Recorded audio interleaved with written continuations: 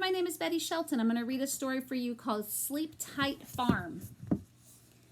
As I read the story, I'll ask a series of questions. As I ask questions within the book, please pause the video and answer the questions with your children and restart the video when you're done answering the questions. The title of this book is what? You're right, Sleep Tight Farm. Who is the author of this book? Who is the illustrator? From looking at the picture on the front of the book, what do you think the story is going to be about?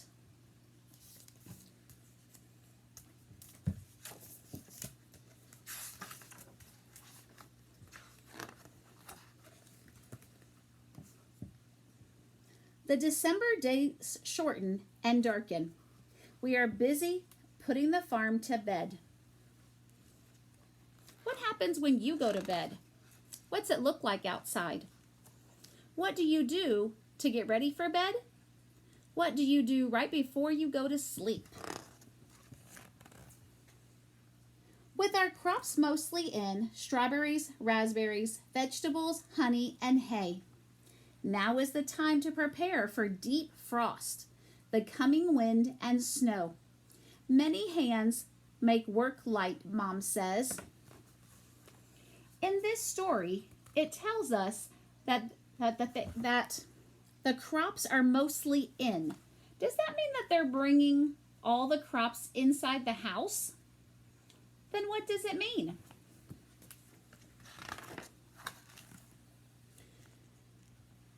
We shake straw over berry plants to blankets from the winter's frosty bite.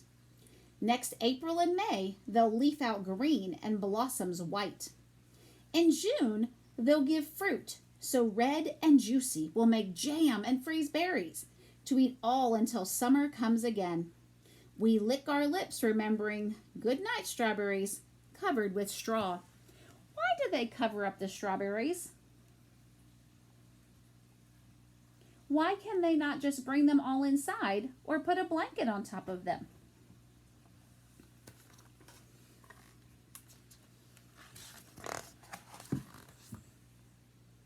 We cut kale and chard and broccoli. We saw down tree-like Brussels sprout stems. We dig for the last carrots, beets, and potatoes to add to those stored in the barn. There they await winter markets and our own winter meals. Why do they have to store them? Does that mean they take them to the store? What vegetables do you see on this page? Which ones do you like? Which ones do you not like? The fields rest brown, and above the hayloft a mountain of harvested hail bays stands ready to sell. The fields rest brown and bare. Dad tills the plants, a cover of oats and rye to protect and replenish the fields that gave so much. Good night, fields, peaceful and still. Dad cuts back the raspberries before wind and snow can crack the canes. And we cart the old brush to burn. Goodbye to last year's twigs and leaves with their bugs and spots. Why is he cutting them? Why is he making them so short? What is he going to do with them?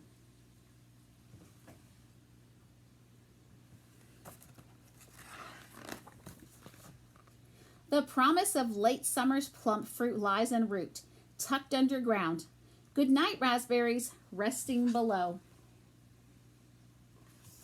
Have you ever eaten a raspberry? We stack wood by the house and in the sugar house too. It will heat our home all winter, and early spring it will fuel the fire that boils maple sap into syrup. What are they going to do with the wood? Where are they storing the wood? Good night, stacked wood, waiting to work. What are the children doing?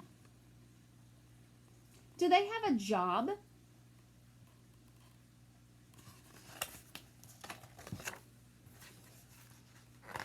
Before the winter winds come howling, we secure the hoop house plastic sides.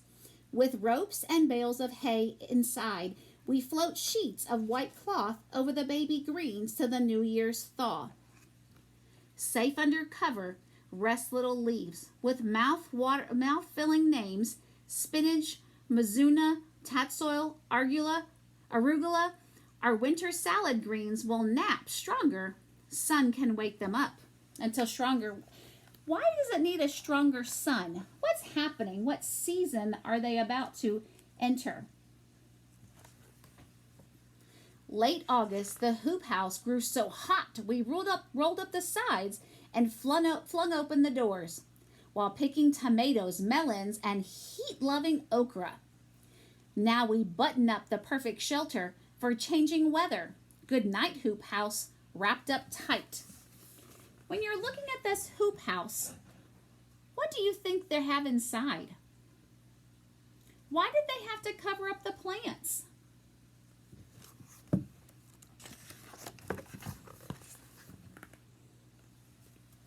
What do you think is happening in this picture? What is the boy doing? We board up the chinks in the chicken coop and set a timer to give the hens the light they need to lay eggs all winter. We fluff their nest with hay and plug in the water heater, scoop fresh grain, and we collect the day's eggs, fragile gifts from our friends. Good night, chickens, snug in your coop.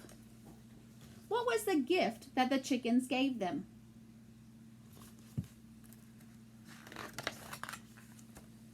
With bales of hay, we build a windbreak for the beehives. Why did they have to make the beehives warm? What did they do to keep the bees warm? We make the hive entrances smaller to keep roaming field mice out. Within each hive, a single queen lies in a cluster of maids working to keep her feed. In September, we harvested honey and wax. Honey? How did they get honey? But left enough for the bees, who made enough for us. Good night, bees, sheltered and safe. Something is happening in this picture, and I can't figure out what. What are they doing in this picture? The farm stand is stocked for the holidays with fresh eggs, greens, and roots, onions and garlic braids, decorative corn, honey and maple syrup. There's plenty for us and plenty to sell. What did the family do with all of the things that they grew?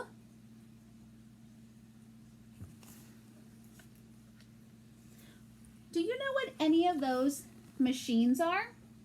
What are they used for? Mom and Dad moved planter, cultivator, tiller, and baler into the equipment shed, a shelter from rust and cold. The tractor goes in last. Why do they have to put that equipment inside of the barn or inside of the shed?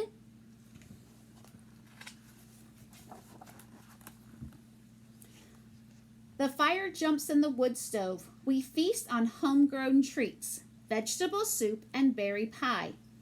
We pull clicking lights from a box and untangle to hang on the porch. What holiday is coming up? Why are they decorating their house? Do you decorate your house? Look, Mom said, the rising moon, the bright sway of stars in the sky.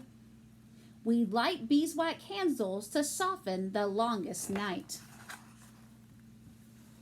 What's happening in this picture? Do you like it when this happens at your house? If we had this much snow, what would you do? The farm is ready for down quilts of snow, the shh of the wind. Dad tucks us in. Good night, farmers. Sleep tight. What was your favorite part of this story? Did you enjoy what they did every day? Did you enjoy what they did with the stuff they grew? was your favorite part? Thank you for listening to Sleep Tight Farm with me.